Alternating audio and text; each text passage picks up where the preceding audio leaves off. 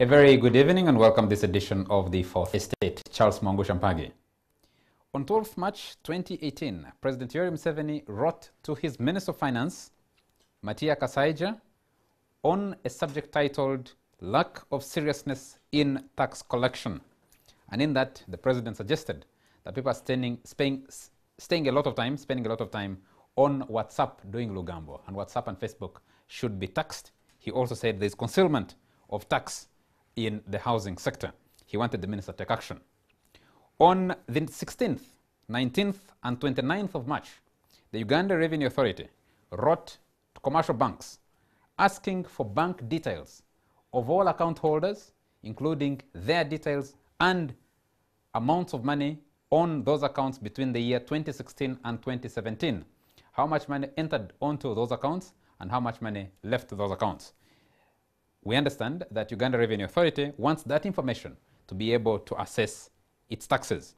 The Uganda Bankers Association has written twice to protest this, and in the latest, later on 8th April, the Uganda Bankers Association has said it will go to court to challenge the Income Tax Act, the new Income Tax Act, which they say has a lot of loopholes, and it's what Uganda Revenue Authority quoted. The big question is, what exactly is government looking for? More taxes or something else? Before we go into that discussion, of course, we're celebrating Ugandans who have performed wonderfully at the Commonwealth Games, the ongoing Commonwealth Games.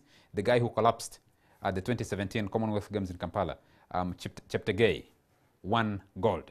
Let me introduce the guests that I have in studio tonight, starting with Angelo Izama. Angelo is a journalist and commentator and analyst. Angelo, always a pleasure to have you here. Thank you, Charles.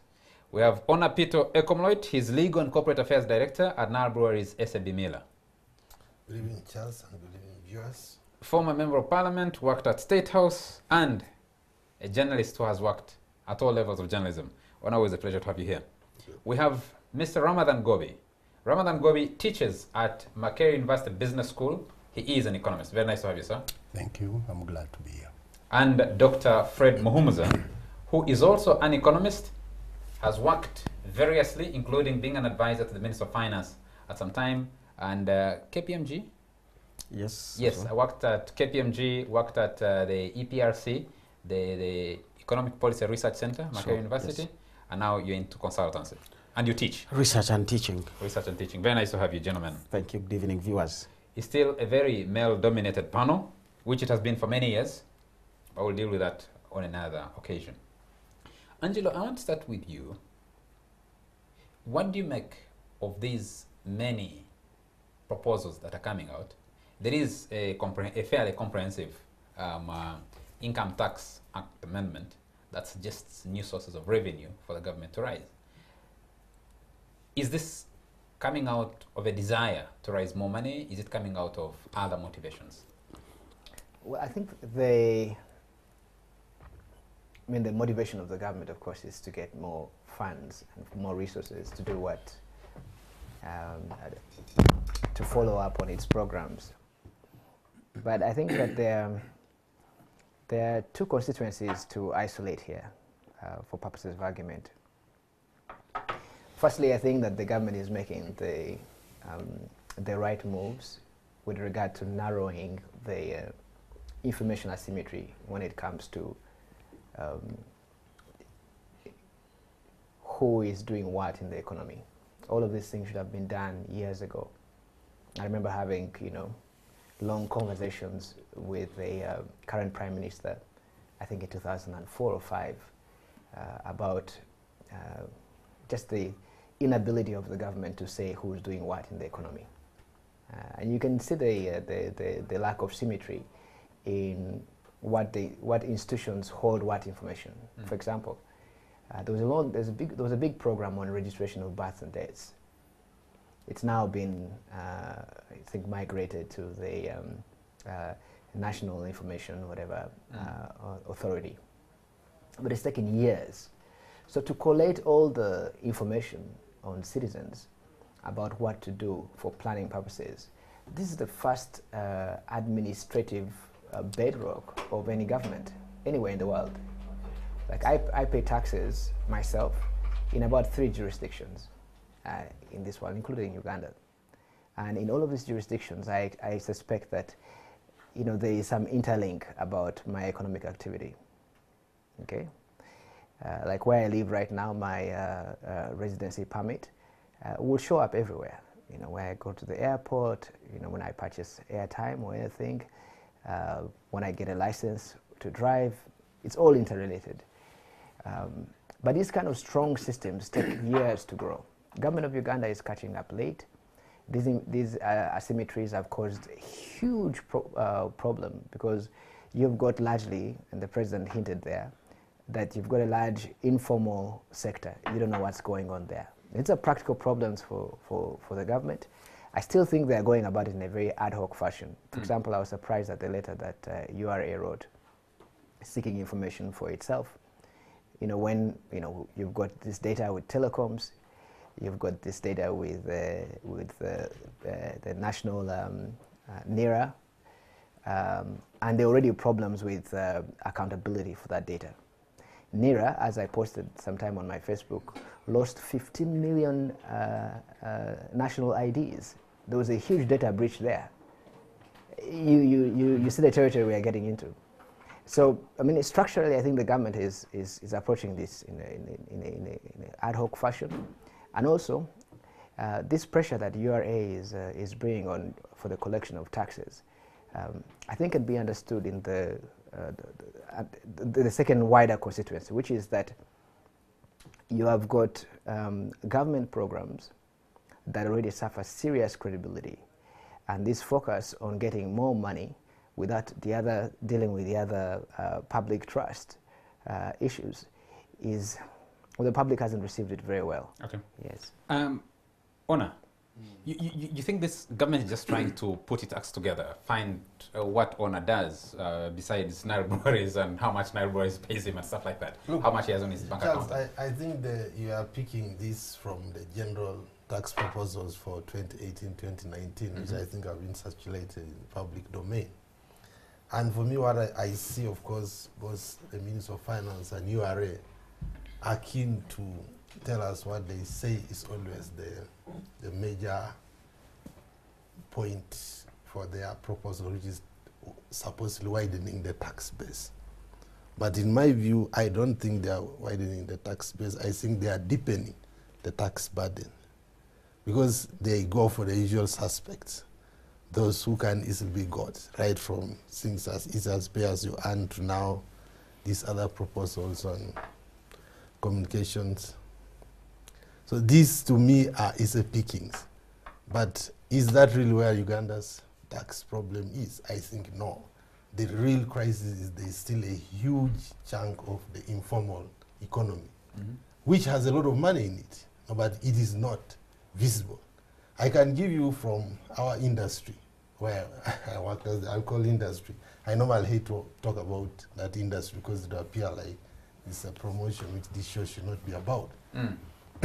You will see in those proposals that there's a suggestion to say that those who make any alcohol product which is in the family of Marwa, Ajon, and Kwete, but in a commercial version, will pay excise tax just like other, what we know as clear beer. But what most people don't know is that 90% of all the alcohol in Uganda is generally in that territory. And the reason why most people are attracted to it is obvious, is the price. They go for cheaper alternative. So if you want to draw such people into the commercial taxable space, you don't start with a tax as high as the existing product, because then that will not be a competitive alternative.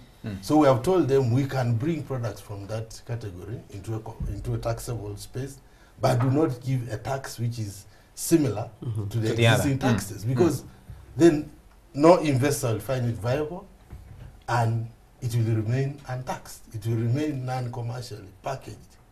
But these are some of the arguments which they rarely listen to. Of course, I know that there are a lot of proposals that are based on consultation, and as an industry, for example, we are happy with some of the proposals because we discussed.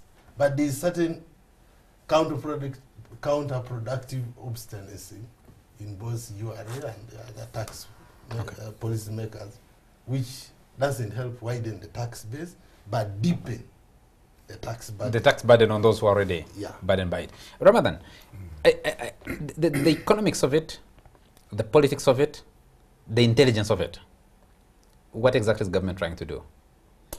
Thank you, Charles. I think there are a few facts we need to appreciate. One, government has a huge fiscal burden right now in terms of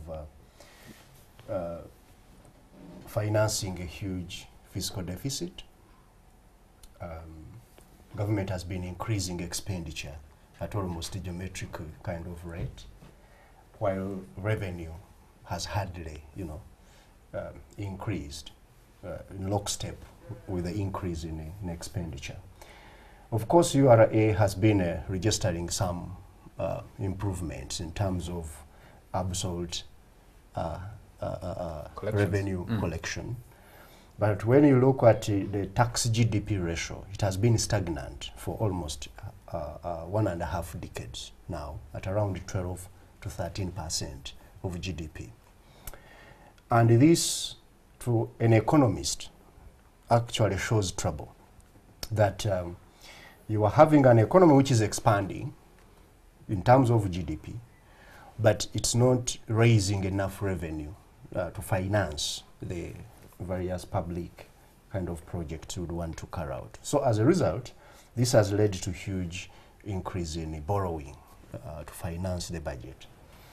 The debate on the debt, we know where it has gone. So government is desperate now to get money. That one is a fact.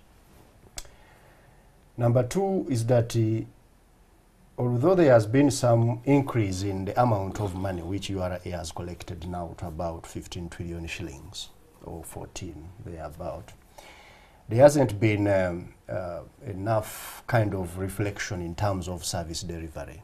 And as a result, this has created a huge anti-tax ideology in Uganda amongst the elite.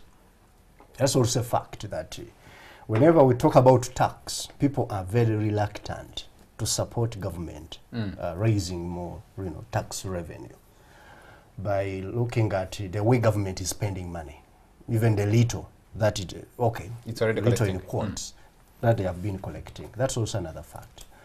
Then the third one, of course, there has also been Uganda has been running on I think he has called it information asymmetry. To me, it's beyond that. It has been a full kind of liberalization of everything.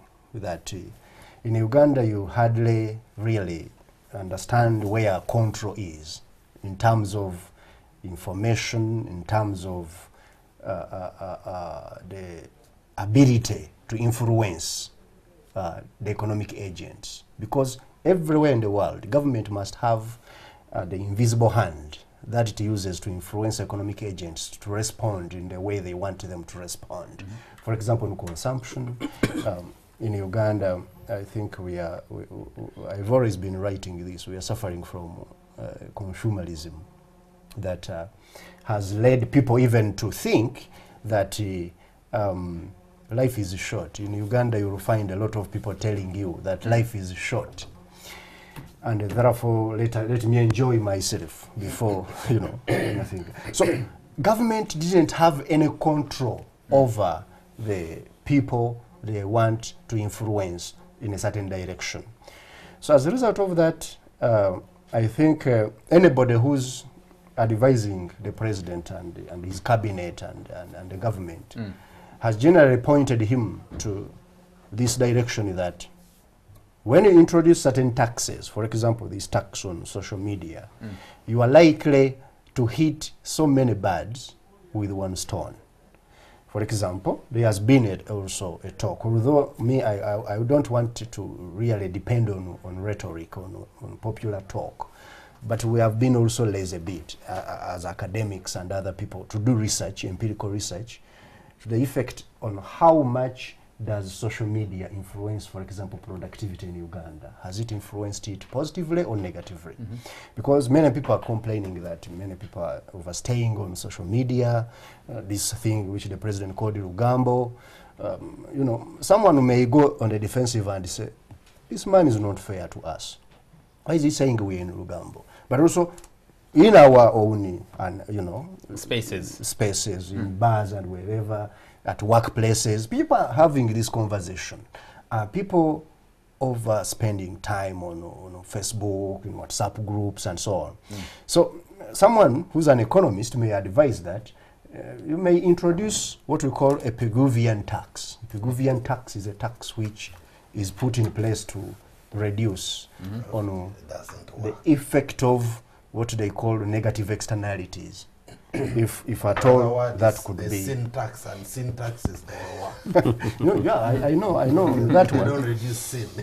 But if, for example, his beer was left to be, at the market price without that ad valorem tax put in it, which is a synonym of the Pigouvian, perhaps someone might be affording more bottles than they afford today. Say the one which people are affording is not taxed. Yeah, and that's a mistake, a big and it has caused a lot of damage, that the elite who can't drink that one, you can see that they drink, but at the same time they are productive. But there are people who are spending literally all their lives drinking those local brews somewhere in the villages. And they're not productive at all. They're not, Uganda has a problem of productivity, we know that. It has been pulled out in research and in our own conversations. Then, lastly, whenever government is looking for money, there is something which comes to people's mind. There is a guy called Willie Sutton. He used to rob banks in the US. And he was, I think he's legendary in robbing banks, that he was arrested, I think, over 36 times. And that last one where they actually put him in jail for life, the journalist asked him as he was going to jail, why do you rob banks? And Will Sutton had a very simple answer, because that's where money is. So sometimes governments have to find out where is the money amongst Ugandans. Who spends on what? That information is lacking. But unfortunately, someone comes and says, Uganda tax. I wish the citizens also could find out social media from government where the money is and who is using it. Where the money they spend it. Yes, not where the money Ramadan, I hear you, and I want to bring it to Dr. Fred Muhumza here to ask the same question. I'm still trying to wrap it around my mind. What exactly is the government looking for by saying, put a tax on WhatsApp, put a tax on Facebook, put a tax... Two questions have emerged out of this. I cannot access WhatsApp if I haven't loaded airtime and use that airtime to buy MBs. The airtime pays excise duty at 12% and pays VAT at 18%. So for every 1,000 shillings that I put on my phone, 30 shillings goes back to government automatically. So what exactly is the government looking for? And the other gentlemen have raised the question of information asymmetries, which Angelo started with, and he's picked it up.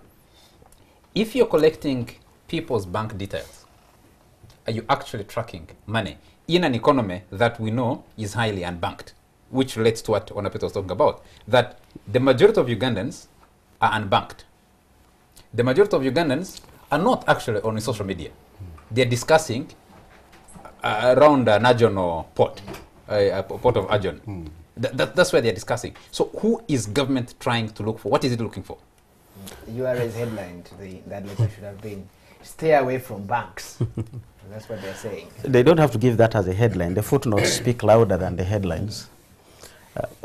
I think as they have put it, where is the money? Now the people drinking Ajon, as I've already said, are not productive. Sometimes we wonder where they get their money from, but they continue drinking there. So the few who you think have money are the ones who have ventured into the banks. Now, we know that even in the businesses, there are many things we say Uganda has a large informal sector. That's why we cannot tax it. URA itself comes and tells you, I have been stopped from taxing rice imports. Now, that's not informal. So you're even going to get to a level where you'll get all this information from the banks, and then you realize some people you are being told, don't tax them. which goes back to your question, what is the whole underlying story here? Because we still know people who are in the formal sector and they are not paying taxes, and they should have been paying taxes. I met a colleague who was doing research in agriculture, and he found this individual who had sold over 1,000 cows in 1 year. Each cow going for 1.5 million. That's 1.5 billion. He didn't pay a penny on the taxes. And I don't think that is informal trade. Cows don't just disappear like, you know. It's a cattle market, it is known. You know where these people are. So there are certain areas where URA itself should be looking so hard to say, oh, wait a minute, there is big trade here, or there are big economic activities here which are being taxed. Now, social media may be such a big thing, but ask the people who are on social media, and the president, of course, will be right to say they are 23 million, over 17 million. But most of these individuals, when you ask them, but you put MBs worth 500 shillings. These are literally poor people trying to venture out there either for a job or something. But it's not going to be large amounts of money. Now, if you put a fixed cost like what we used to have a service charge by MTN many years back, so this will be a service tax, 200 shillings as a year per day. These are people who are putting 500 to begin with. Now, you want to take away 200 of that by way of tax. You're just going to run them off, which is as we're saying, get away from banks. So you're going to be telling these guys, if you run them off social media, like Ramadan said, you possibly send them into production. No, they have more useful things to spend their time on. It's not necessarily that they are on social media because they are not productive, because that's why I bring them on social media. Most of them are actually unemployed. Because if we talk about somebody can afford 500 shillings worth of MBs, that guy has struggled to do anything and failed to find what to do. Production is not about the labor that I have in me. I must find the corporate factors that I link my labor with. There must be an opportunity. So many times we blame Ugandans for being unproductive. I mean, this guy has 2 acres of land. That is his entire piece of land. Within a week, he has plowed all of it and planted it. And yet the rainy season is still ongoing. Now the guy is going to sit because he has no more land to plow. Now you're going to call him unproductive, which is basically his productivity levels are going to be low. But it's not that because he's not willing to work, his piece of land is finished. So we need to go back and say, is this to chase people off social media because it is Rugambo they are doing, or is it a revenue raising measure? I think what is going to turn out more is to chase people off the social media. Not that they will not want to get there, but they just can't afford the 200 shillings to throw away and then find another 500 to do the MBs. The point that Rama was raising is, at what cost is that coming? Is it true that all that was on social media was Rugambo? The little I know, some people are doing it for educational purposes. Others are actually sharing information about crime. Someone's just sent me a message. It's a lot of things that is going on there. Someone's just sent me a message and says, yes, Charles, about social media, e.g. WhatsApp, maybe, but not all. Our cassava WhatsApp is helping people invest and find buyers, etc. Also, it can help government do extension. There are too few relative to the population extension services. So it saves government, save on fuel and workshops. A lot of information in workshops can be delivered via WhatsApp. Government needs to train its officers to use WhatsApp in doing extension. Absolutely, that was the proposal we're saying. Use WhatsApp, use electronic media to deliver messages. Other people, are you doing it? And just from a political point of view, this may be a double-edged sword for government because they're almost waking up sleeping dogs. Normally, tax complaints are settled with people like us, the industrialists and what, we're the ones who feel the tax. But they are now taking tax to the very, very core. To the common, of the to the ordinary but educated people, you know. Because the old tax burden was for graduated tax, which was removed because it was sensitive politics. Now you are taking tax to the unemployed by raising consciousness that tax is actually bad and government is being not friendly. What's the calculation at this? What's the calculation here? Well, that's what a double-edged sword. So wait to see where it cuts. There's a tunnel vision here for this government.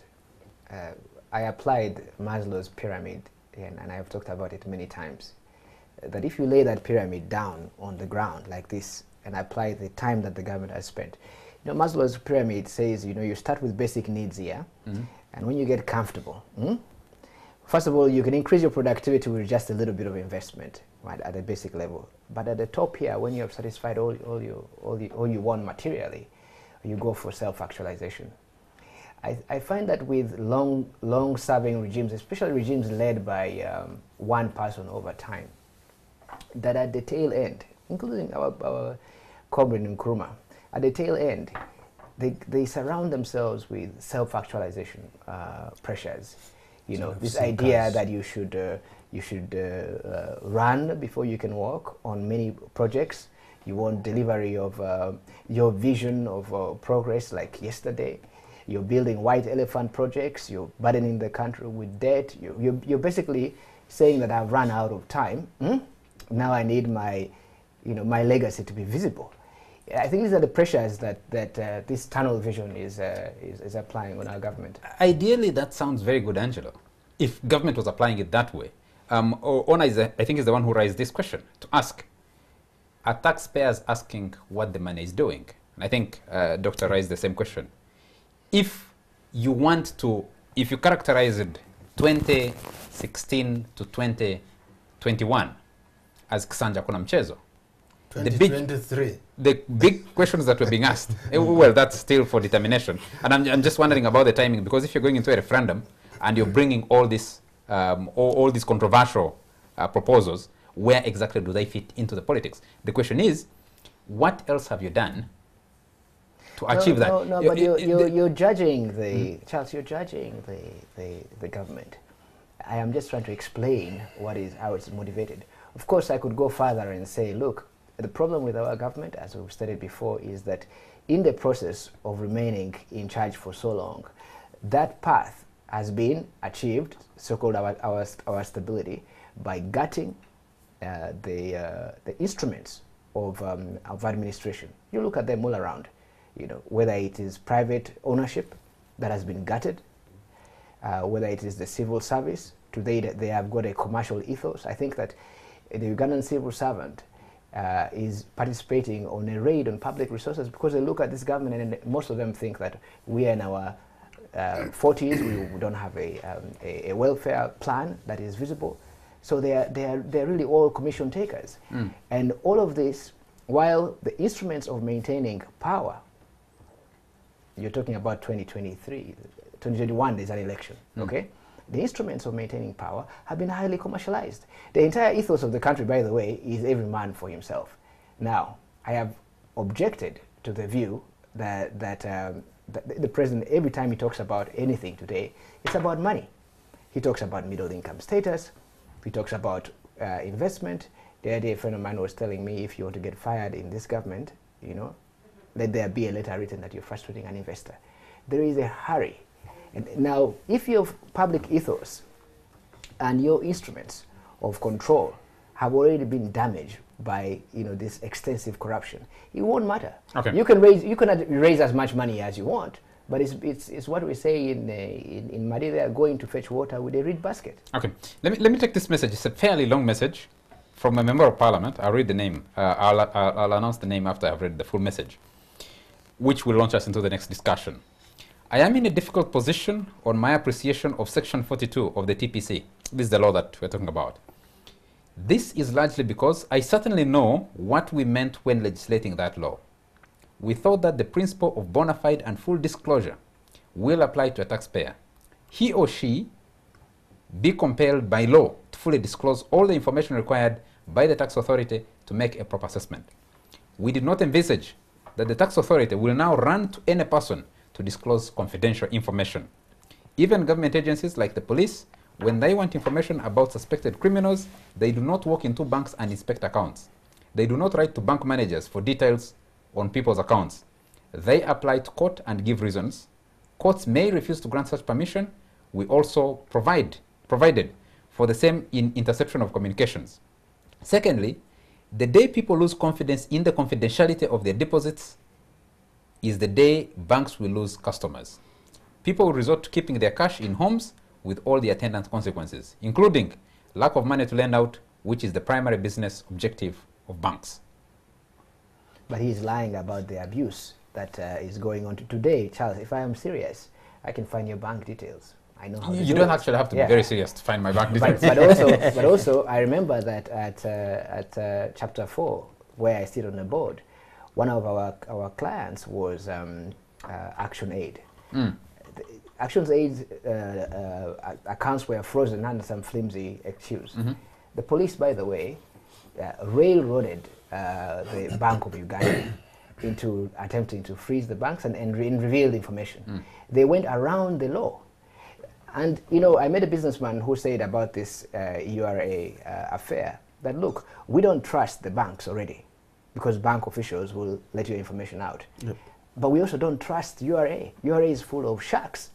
And he says, well, now I would be quite certain that if URA has my banking information, none of my family members are safe. They're going to kidnap my kids. Gentlemen, can we pick this up after a very short commercial break? We'll be right back.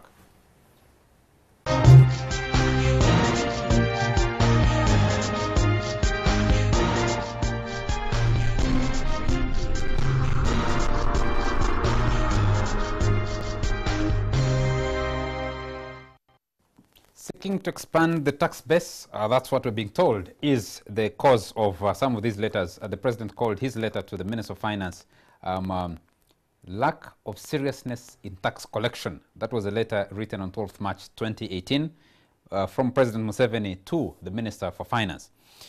Someone here says, Charles, true the government is looking for more money. True, we need to increase the tax base. The challenge is URA doesn't know how to penetrate the informal sector. URA has a research department. What are they doing? It's this department that should help government know how best to expand the tax base. If not, they should hire consultants or should employ those who can manage. Also, they can reduce the tax rate and bring more people and business on board. Once the tax is too high, people do all they can to dodge, including refusing to invest and formalize their businesses. That's one of that's a view from a viewer. Joseph Brita is also watching us and says, thanks for the show. The taxation of intangibles like Uber, Airbnb, Facebook, et al. Is a fair concern for governments worldwide. How do you tax an entity that does business and competes with local establishments, yet it's largely beyond your jurisdiction? It will take serious think tanks and trade talks to answer this. Until then, trust Museveni to jump into the debate with appalling motives of curtailing expression. Is that a fair concern, Honor, you'd say, that you're not just looking for people's bank details, you're not just looking for who is communicating what on social media, but these are coming out at a time when Uganda Communications Commission has been bombarding telcos with a lot of demands. They want, if you buy airtime, on which phone number that airtime went, they said remove scratch cards so that people can, everything can be tracked. Look, I think government could easily defend itself by saying it has a lot of other ways that you have enumerated of getting an individual's information. But I guess because of the suspicion that this letter is raising, it can also be accused that maybe it's looking for additional ways of looking for financial information, which is power. I mean, anybody in power knows that money is power. So you need to know who are the full of money, and are they the right people? Are they politically correct, so to say? But for me, I think if it is about taxing wealth, which I'm sure can be a legitimate argument, then there could be ways of passing a law that would get banks to tax deposits either monthly without necessarily having to look for whose deposits they are. The banks have a computerized system. They already do deductions on our accounts for various charges. That could be another charge if it's passed by Parliament without having to know where it's coming from. Why do you need to know the individual who is holding this money? The banks have the capacity. Can you help me answer that question? What is government looking for? Why does it want to know? Well, I am sure when the debate goes to Parliament, maybe the ministers will explain why, if it reaches Parliament. Up to now, it's all a question of speculation. What's the value to government in knowing your details, which are with the bank? And Angelo touched on it. When you register for, now the new regulations requiring you to register for your SIM card, you put all the information about you with them. When you go to school, you put almost all the information. Church, you put everything about you. with the national ID registration, they collected all the information available about anybody, anywhere in this country. What exactly is the motivation? What is government looking for? How does it help it to expand the tax base? You need to invite here government to explain why exactly they would want to write to banks using a tax body to say that give me information concerning someone's name, deposit he has put, and there were a lot of things which were quite explicit, which they wanted. And to me, I think it was a big mistake for government to do it that way, because as Angela was saying, it was literally telling people, get out of banks. Because world over, people don't want to pay tax. So even if you leave all these other suspicions we have, and you left it on only government wanting to know how much I have in the bank and how much I put there monthly so that they can tax me, which is a genuine, concern of government, they would have handled it differently. Perhaps use the regulator, and like he's saying, banks already make deductions on our monies and so on. They have this data. Use the regulator, the central bank, to be the one to communicate with the banks and find ways through which they can know us and how much we earn. Because, of course, in this country also, there has been a tendency for people who have money not to pay tax. That's a reality. There are a lot of tax godfathers in this country, that the big guys who are able to pay, they don't pay. And in most cases, it is the regressive taxes which are collecting the money, the VAT, the income tax, so on. And even the income tax itself, it is so narrow, like Ona was saying, you are just deepening the burden to a few people. Because I pay the payee, then I pay the VAT on the disposable income that I remain with. Whenever I go to buy everything, I'm paying 18%. Then on top of that, you want to come and take my 200 per post I make in WhatsApp. And maybe for me it would be a bit okay. That you might take the money, then in next month you will give it to me, and then you take it back like that. It's such a flow of income and expenditure. But think about these people who are even depending on transfer payments, who don't have even income. Because in most cases, even those who on WhatsApp and so, they are the people who get money from their friends, from their parents, these are younger people who have, like he told you, they buy airtime of 500, 1,000, they put on, a few MBs, and then they start chatting on WhatsApp because they don't have any work anywhere to do. A few people who have work to do, they don't. Now, for the banks, Uganda already is one of the most unbanked countries in the world. Most people, this is a cash economy. We carry our money, we keep it. I have a number of friends of mine who are really very educated.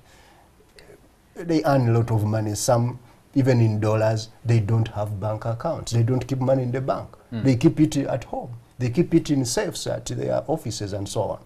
Now, you want other few people who have, the banks have done some good effort of mobilizing people to bank money. The number of accounts have been multiplying over the years.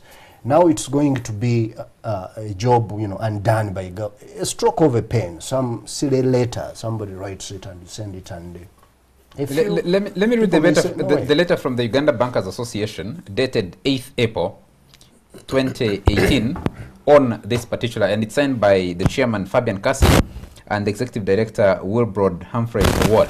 And it says, position of financial institutions under the Uganda Bankers Association umbrella on notices received from URA to obtain information of all account holders. We wish to notify customers of banks and other non-bank financial institutions, all of whom are members of the Uganda Bankers Association, and all stakeholders, that our members received notices from Uganda Revenue Authority dated 16th March 2018, 19th March 2018, and 29th March 2018, directing members to furnish URA with information, demographic and financial, including account turnover and balances, on all accounts held for the years 2016 and 2017, on the basis of Section 42 of the Tax Procedures Act 2014. The message from the legislator was from Abdu Katuntu, who participated in the making of this law. And those are the questions he was raising. The UBA members are supportive of initiatives to grow tax revenues and are URA's primary custodial agencies for collection of taxes. Nonetheless, the request for information contained in the notices raises a number of legal issues concerning constitutionally protected fundamental rights which could expose the member financial institutions to legal liability. Member financial institutions are equally concerned about the possible wider impact of this request for information and the potential unintended consequences it may trigger. The UBA members are currently in consultations with various line authorities, industry and financial sector stakeholders, including the Bank of Uganda and the URA, to address the matter. The UBA members also reached a decision on Friday, 6th April 2018 to file a petition in the Constitutional Court contesting the constitutionality of the various provisions of the tax law relied on by the Uganda Revenue Authority in their notice. And they end by assuring customers that the information will be safe, they will not share it easily. But the question I want to come back to, Dr. Muhumuza, looking at the growth of our tax base, Ona called it deepening the burden rather than expanding the tax base. Is this the right way government should be going about? I think the first thing is look where is government coming from now. I'm wondering whether that is Lugambo. Because what you have just read is a letter they are put on social media. Yes, it's on WhatsApp. Exactly. And somebody is saying that is Lugambo. So sharing information of that nature, you begin to see that social media is beyond people who are doing whatever their things are. Anne Kansime puts her videos there. I don't know whether that is Lugambo or business. She's doing business. So as we are saying, look for her income, look for her business, and find a way of, if you can tax it, or something like that. So you don't see where they are coming from on the allegation that all this is Lugambo, which is not true. So I do not understand what exactly they are trying to ride on. As we said, is this a revenue measure, or is this actually to get people off social media? Because you have a suspicion social media is Lugambo. That is one. The other thing is, as we've said, asking for all the information from banks. That is not right. You have a way of even what we call informal, that if you ever found these informal people, you realize that majority of them will not even qualify to pay the tax. You know your pay as you earn. Anybody 230,000 and below is zero rated. They don't pay as you earn. So why go bother hunting for these individuals who are already so small that even after you find them, you realize they don't qualify to pay your taxes? Some of them have a lot of money. Now, some of them have a lot of money, but those are, we said, are not even informal. A person who is trading in cattle, a person who is doing, most of these guys have deliberately been left out, or they are easier to catch. So rather than you getting a basket to grab everybody, find ways of picking up these specific businesses and enticement for them to come out. What Ona was saying, don't tell the guys you come out, but once you come out, it's 20% tax. Put them at a graduated level that they will be able to come in. We had done a similar thing, I remember, when I was sitting in the Ministry of Finance, about these people who earn their monies and we don't know how much they are earning. We had said anybody doing a transaction that is 50 million and above declares the source of income. Now you're already putting a threshold because you don't want anybody who is doing a transaction of 1 million, 2 million. Those ones don't bother them. But we said if you do 50 million and above, a purchase or a transaction, declare the source of income. The reason is we want to see if this money paid tax, proceed with your transaction. If you didn't pay tax, please give us our tax. Our tax. And we put this in the statute books. In the statute books. The president also raised. The president himself was convinced by different people and wrote to say, you people, don't disturb my businesses. And so now what are you looking he for? raised in his letter, and it is a fact, that I read the letter of also part of the Lugambo. I have it here. Real and the housing market is a repository of wealth. Of course, what he's not saying is that it's also the only place where people can store value. Yes, but actually, as we have said, when I store value, I can't pay tax. I pay tax on the floor. Yeah. Yes. If my house is worth 1 billion but has no tenants in it, I'm just going to pay the ground rent. I don't know why you use the word housing. It should have been maybe the real estate. Yeah. Such that Well, we do land. know. I was in a meeting actually in a certain East African country a couple of weeks ago on money laundering. I mean, it is well known in these markets that real estate is really the primary area for laundering funds. Yeah. And if you're seated in the presidential chair, you know that a lot of your civil servants and other agents of change in the economy who have wealth are putting it in housing because that's the only way they can launder money. But there's also an underlying fear there that, look, if I am not sure about the stability of political conditions, then I want to store value. Yeah, so it's Where not do even I put it? it's not even laundering. Yeah. It is actually a sink where people get their money and dump it there. And that's how and say that is they've safe. conceived of their social welfare. Exactly. Because you But don't have Charles, pensions. Yes, Honor. I think the other debate which shouldn't be lost, when government is supposedly under pressure to have more money, I think anybody who is in business knows there are two solutions to declining revenue. One is to increase price, which they are trying to do, to increase, widen the tax, to increase taxes. The other one, which is always recommended as number one, Sales revenue. is to reduce costs. Yeah. Is to reduce the way you spend. And that's what everybody is doing. Lower But your taxes government- to stimulate your economy back. Year in, out rarely talks about that element. Yeah. That when does government say we have reduced expenditure on XYZ from last year to this to match on our items? revenue. Well, they're To cutting match back on our travel. revenue. Is it So URA is going to At least remain I've said that. beleaguered because however much they Gentlemen. collect, the side of expenditure is not being Gentlemen, addressed. It's actually why do I have a lingering feeling that the intention, that clothing this search for information in widening the tax base is simply a ruse? Because For control. you're eternally suspicious of the government, which is a healthy. It's a healthy attitude to have. Yes. Knowing the track record of particularly people who are running the establishment now. No, Look, let us interview yeah, Charles. What's in your mind? What do you think is the real intention in this No, thing? I don't think government has any other intention other than to get more money. No. Charles has something to say. Just You have to interview him. No. But I have a suspicion, yes, I had the and same I was reaction. listening to you. And Yeah, I had the same reaction. It can have more than one intentions. Yeah, I had the same reaction Yeah. to the proposal for compulsory acquisition of land.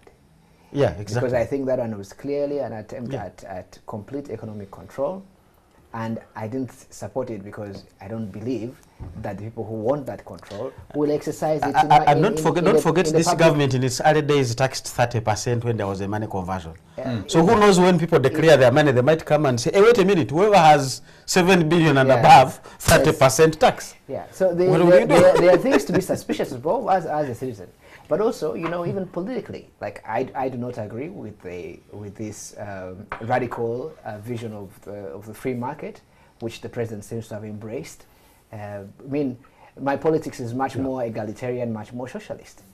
And I don't think that applying a blueprint, which I think is borrowed straight from industrial Britain, of growing a dirty economy by all costs, chasing people off the land, putting them in industries, polluting the environment.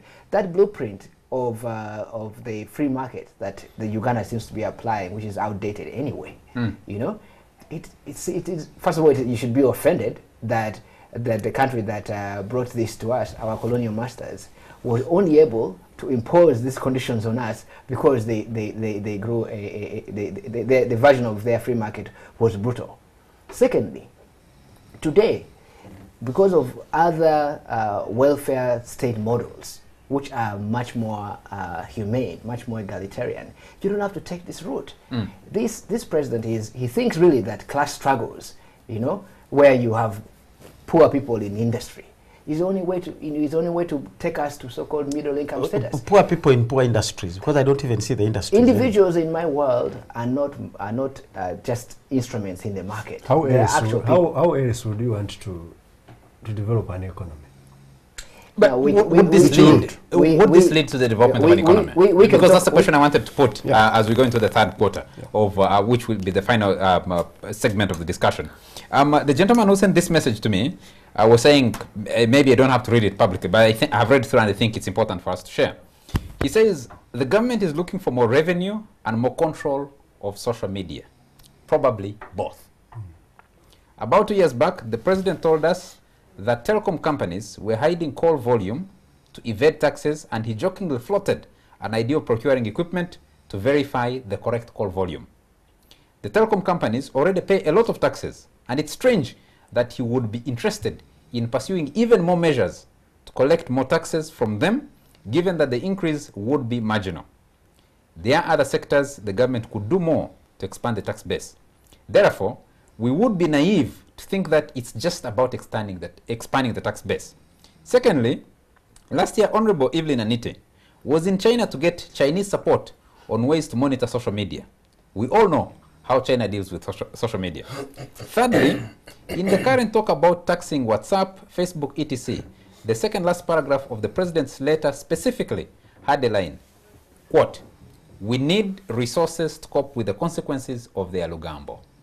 This can't just be about increasing the tax base. The government is trying to hit two birds with one stone. And one bird is a bigger bird. Yes.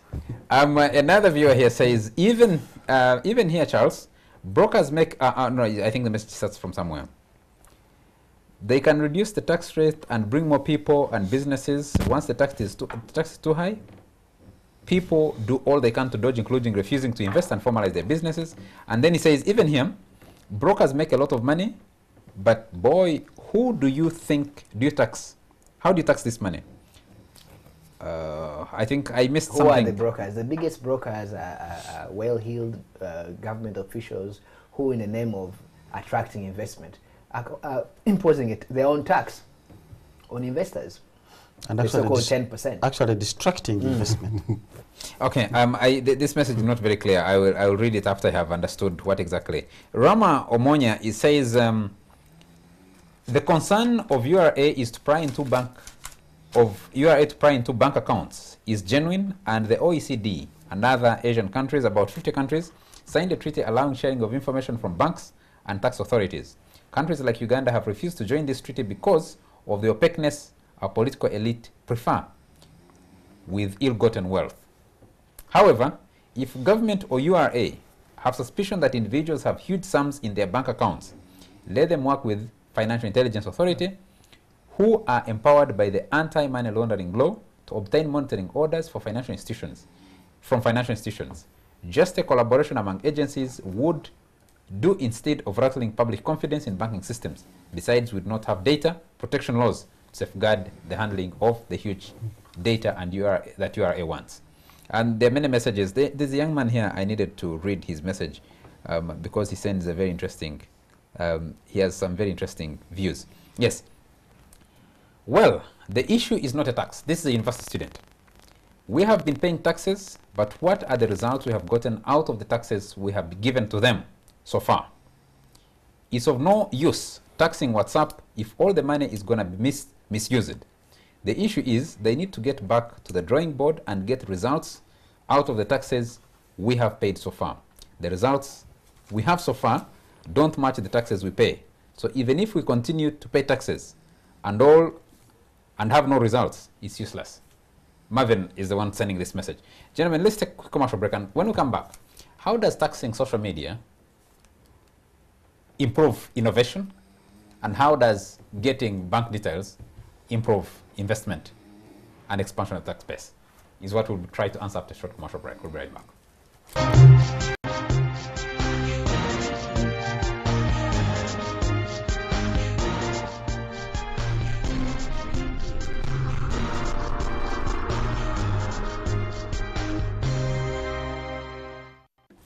Welcome back. This last segment of the Fourth Estate. We're asking the question, bank account details, taxing WhatsApp and Facebook.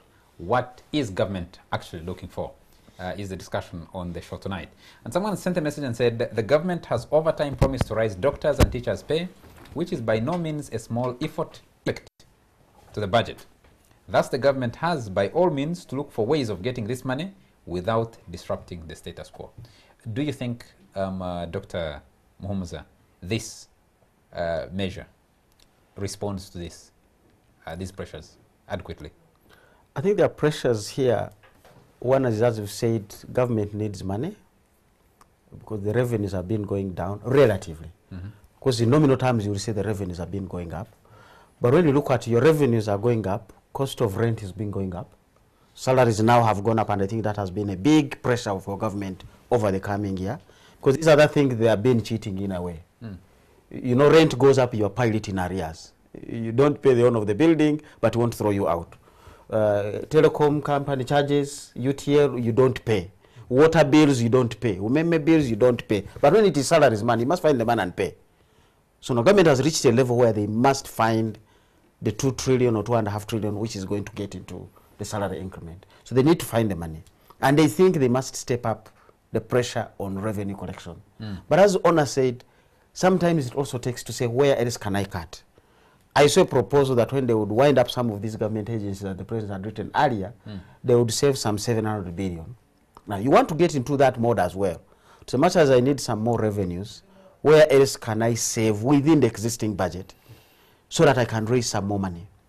This economy, that is, if we still have an economy to write home about, needs to be revived. Just like the entire world is trying to revive their economies.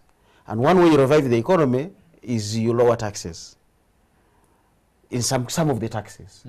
So as part of the strategy to revive the economy and bring it back on the table so that you can now have a bigger base to tax, which is widening the tax base, it may be ironical that you lower the taxes, but now you have more functioning entities that at that lower rate you actually raise more revenue. Because about revenue, total quantum of revenue you get, not what rate you are charging. So if you're going to raise the rate on the few, and I think they are suspecting there are so many people on WhatsApp, they are just going by the numbers.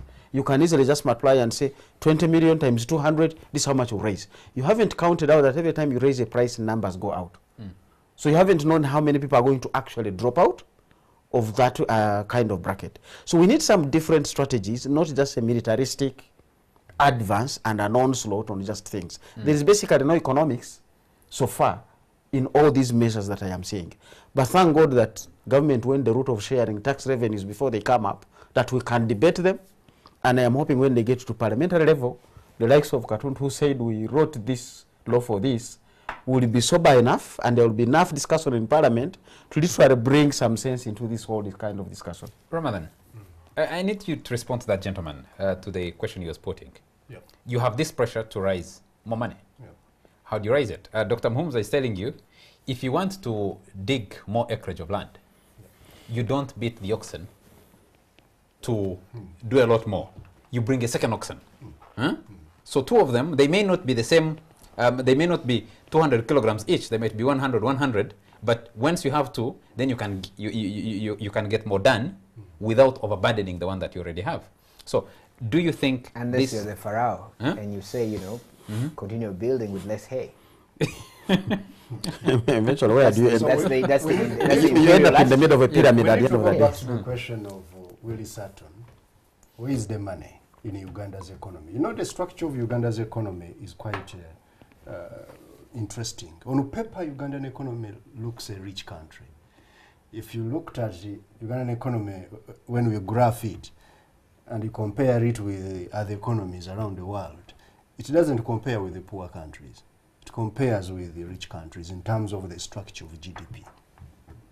So this economy apparently is in the service sector. Over 54% of its GDP comes from the services. Now, what are these services? You realize that the services are quite, minimal, and they are around the informality we are talking about. The big companies, of course, they're already paying a lot of tax. The telecom companies, the banks, the insurance companies. The beer companies. And beer companies and so on. They are paying a lot of tax. Every time URA brings the top 100 taxpayers, they are always the candidates up there. So government now is looking for ways of penetrating this other layer of the service sector, which to them, it's not necessarily manufacturing, because there are no manufacturing entities to tax, they are not here. Agriculture is not paying tax because it is broadly, you know, a subsistence sector. About 69% of the agents in there are in subsistence. You can't rely on it a lot. The commercial farming is very, very minimal. So they are now wanting to But also the taxation of the commercial farming is prohibitive if you're going to go into that. Yeah, if you're going to formalize no, anything. No, you may as well want to expand the debate and find out whom are you going to tax anyway, even if you wanted to. So you have to unpack this so-called service sector, which apparently is contributing a lot to our GDP, and see who are the people in there that can pay tax. Unfortunately, government hasn't done that. And now it is the president to think for them. And he has written a letter that you people, you are so lazy. You are not doing your job.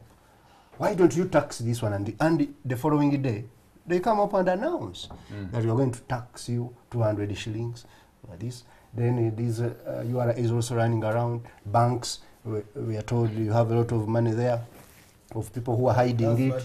Also come up. So, no, you know, let me tell you, this is the problem of Uganda, that now the person who should be advised later, just to approve some policy kind of proclamations, is the one now doing the who thinking. initiated the thinking, I mean the policies. And to me, I think this now goes to explain the kind of tragedy we are in right now. Okay. I think Ministry of Finance needs to go back on the drawing board, do research in this sector of services, which they are talking about. Is the data itself even genuine? Is it actually the service sector which is driving this economy? Or you boss might be not telling us, you know, the real story. We need to unpack that first. Where is the Ugandan economy? Can we? Where is the money? Let's be a little bit practical. I mean, we're not arriving here by accident. I think we're not here by accident. We know how we arrived here, and we are beating about the bush on how to raise more revenue. My take on this whole taxation thing is I'm a very big proponent of universal taxation. I actually believe that the real tragedy is that there is a lot of money in people's hands, but it's disorganized. So if the intention of taxation were for government to get money as much as it should from private hands and then organize it for the good of the owners of the money, then taxation is the ideal tool for development. Can the government do it? For example, if taxing WhatsApp meant that some 2 or so years we have public buses that have free Wi-Fi and young people can ride on them and feel good and do what they want, that should be the ideal one, because we are told there are countries that are having some of the highest tax rates but also have the highest standards of living. I think the Nordic countries are always cited. So there is actual evidence that government can take money from public hands and private hands and organize it for public good. But I think we are not addressing the capacity of the public or of the state to organize private money. I was about to say that so until when that can happen, people will see taxation as negative, yet it shouldn't be. But in the circumstances, shouldn't they? Because for academic purposes, for Ramadan and the doctor here, it would be good for the classroom to say, if government did this, it can actually do this. Yeah. So but we have a government that we are discussing here, which is generating these proposals. Can it? Not in this warped version of the free market that Ramadan supports. The vision that and here you mentioned the Nordic countries, that those are large social welfare states. Yeah, they appear they are free market, but their attempt is to grow an egalitarian society. By the way, Ramadan, you think about commercial agriculture. A lot of the Nordic countries are moving to much more smallholder agriculture. Exactly. Because they can hold their government accountable. No, commercial doesn't mean large scale. No, it doesn't mean large scale, but the vision that we have today, things for eating them, and the vision we have today, where people should leave the land, is collectivization, not different from what happened. The belief is that commercial will be large. In England, we are trying to introduce that element of thinking that inclusive growth must look at commercial that begins with smaller units put together. You would do that under cooperative arrangement. You don't have that. Gentlemen, we have very little time to get out of here, but let me take some messages. Jeja Simwe says, tax on social media is longest overdue, and government should go ahead and implement it.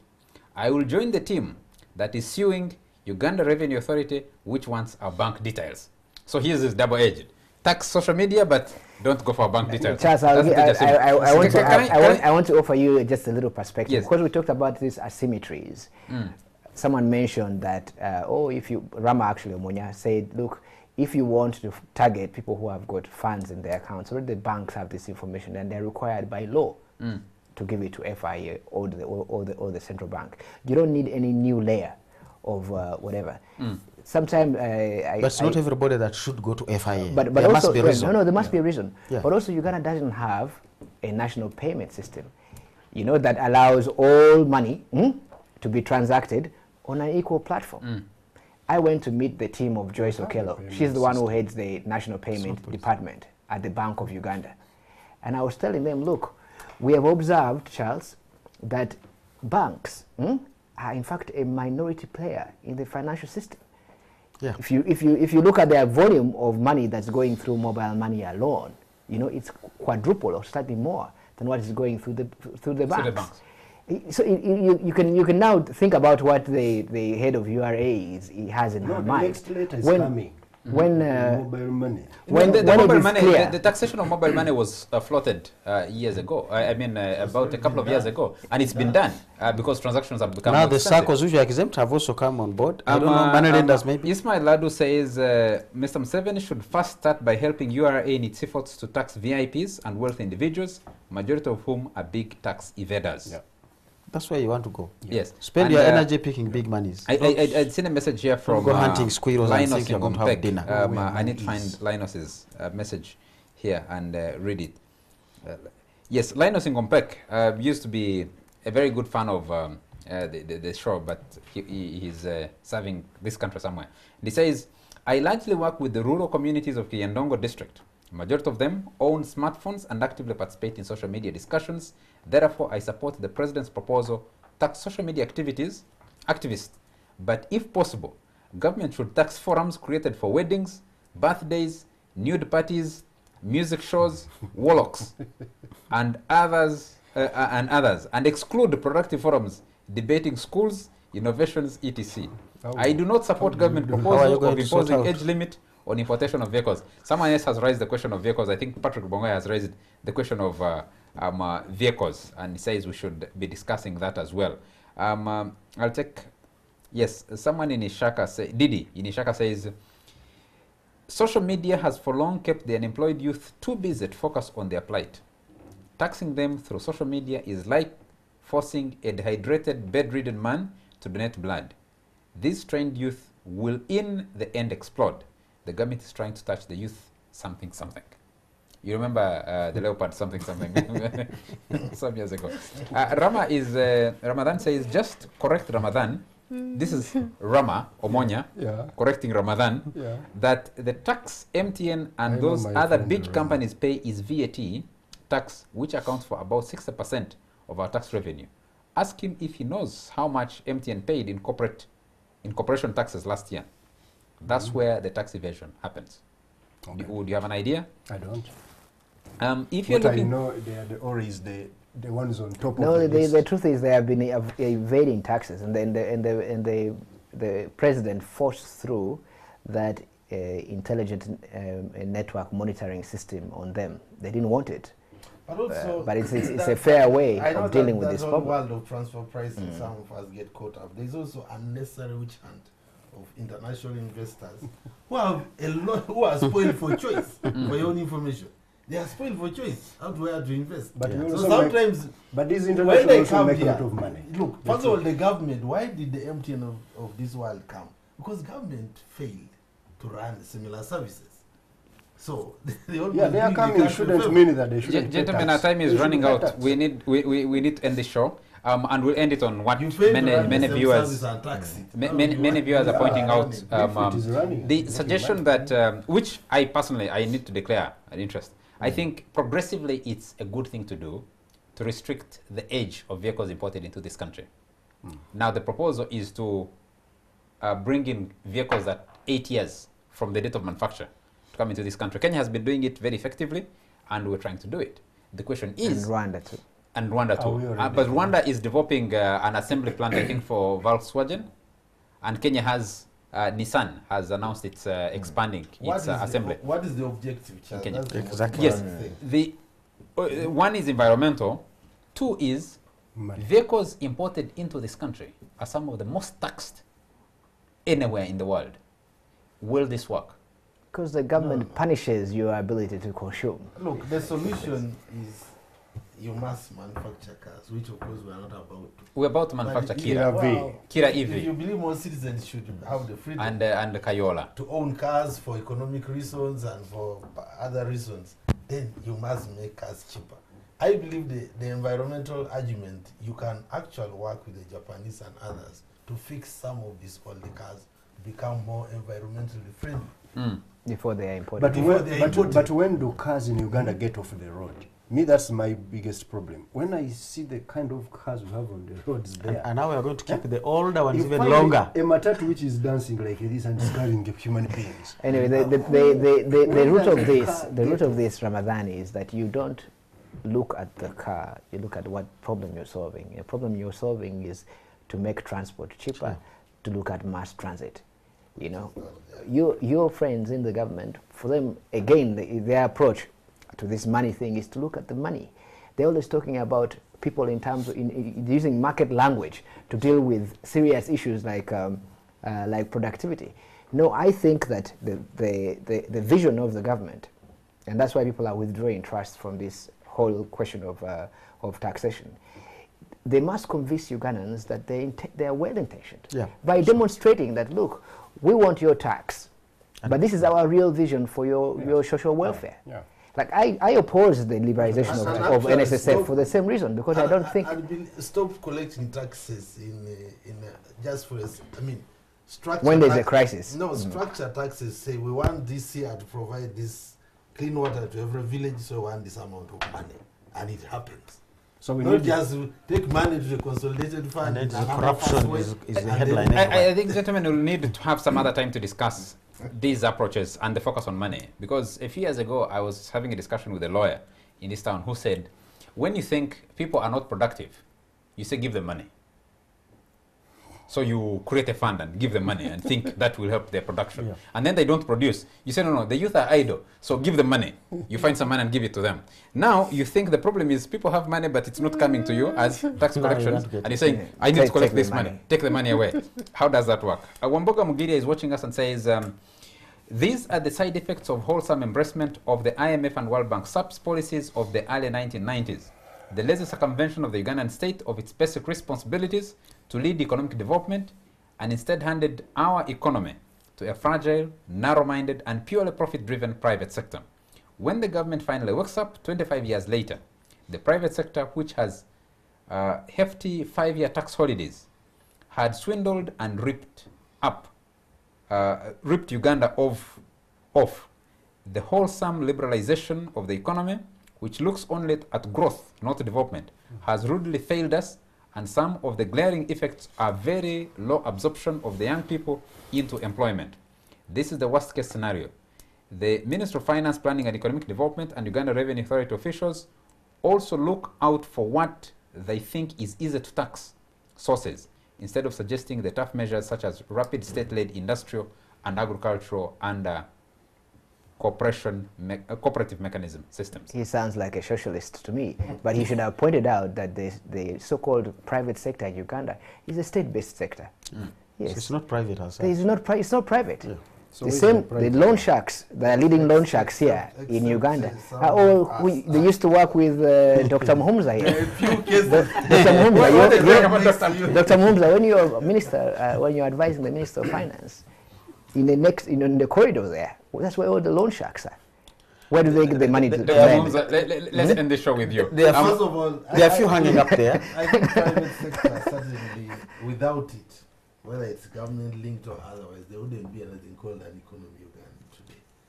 because the public sector If it was economy government, failed. yeah, I know. Yeah, but when you So have we a, don't have to hide. But the private sector economy has also failed. So, exactly How when you can have you a, do regulation? when you have if a you're- private if you're- sector, if you're when you have a private sector that is state-based? quasi-public sector, it is actually a worse off situation. You can't Because do people get regulation. free money and they will invest it any way they want because there is no the cost of money that drives where you put your money Investing in is not non-credit. there. And I think that for me is the main thing, that if you have to get this economy growing, we need to restructure it. Get this quasi-private sector out so that the real decent private sector can reemerge. Because when the services you are talking about, the 54% cannot be taxed. The bulk of this is actually government services, education, public sector, administration, health. That's what adds up to your public, the service component But in the of GDP, which you cannot those tax. contribute a very They are put minimum. there. They are put there It big. is trade. They are big, but the trade, which trade you're talking about, is being Finance taxed, and now it is going down. telecommunication. Yeah, they are not that big compared to your education. Public services Compared are to- quite minimal. Yeah, but they are the ones In that are the data. predatory from the other one and then coming here and you cannot tax them. So your big service sector is dependent literally on the taxes. So unless you restructure that and go back and say, how do we grow the economy? Because for me, this whole thing of scampering for money where it is not, is because the economy has shrunk. So how do we grow back the economy? That should be the debate. Once the economy grows, automatically the taxes will come. Because the taxes are a component of that economy. When You it have wa- 25 years later failed to get subsistence agriculture into commercial agriculture. You can't tax it. This is 70% of your population. just need your comment on the vehicles. The vehicles, I don't know what they are looking for, because at times we have said vehicles is about transport. Now, you are like telling people, if you are not having a clean cloth, don't put on anything. Don't put on the old ones. Remember, I think Don't there was, walk in public, there was a yeah. commissioner who said, if you have no shoes, don't come to town. And men began to try to fit into the women's shoes and slippers and you eat them. So you already have very poor people. They can't afford new cars. For heaven's sake, the first priority on cars is transport.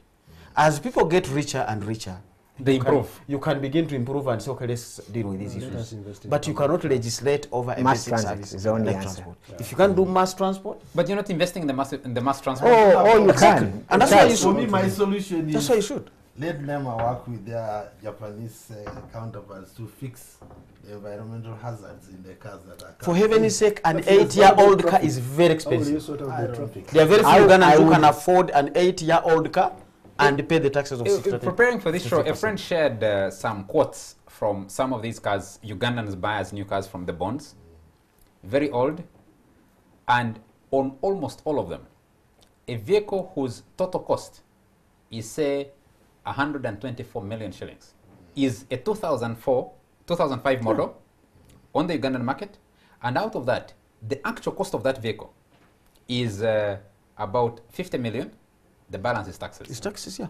In some cases, A it's vehicle- 100%. Yes, 100% tax. And this is So, 2004, 14 years if ago. you find a vehicle that is 2009 model, the tax component is much higher than the cost of the vehicle, CIF and FOB to get it So we are into Uganda. So I just don't understand. inverse tax. Yes, I just don't understand what the thinking is and how it works. It is easy We to don't think- grab you at They that are not point. You know, thinking. URA even is There's going no against. thinking behind it. It is They have ad hoc. reinterpreted Gentlemen, a court our time is ruling. out. We need to get out of here. Our time is pretty much I out. hope we have vehicles to drive that. we Mine need- is 30 years old. I think. 30 years old. Yes, I'm over 300,000 I kilometers. was wondering how.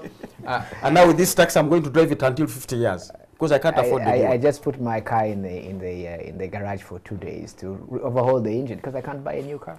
Gentlemen, our time is out. Thank you very much, Angelo Izama. Thank you very much, Honapito Ekomolo. Thank you very much, Ramadan Gobi. Thank you very much, Dr. Fred Muhumuzan. Thank you very much to you all, our viewers, for joining us tonight. And always, thank you very much to the production crew that stays up late to deliver the show to you. And of course, you, the viewers, who make this show possible. The debate continues. What exactly is government looking Does it for? continue on WhatsApp? Yeah, on WhatsApp before they begin taxing it, on Twitter, on Facebook before those taxes come. Please continue the debate. For me, it's a good night.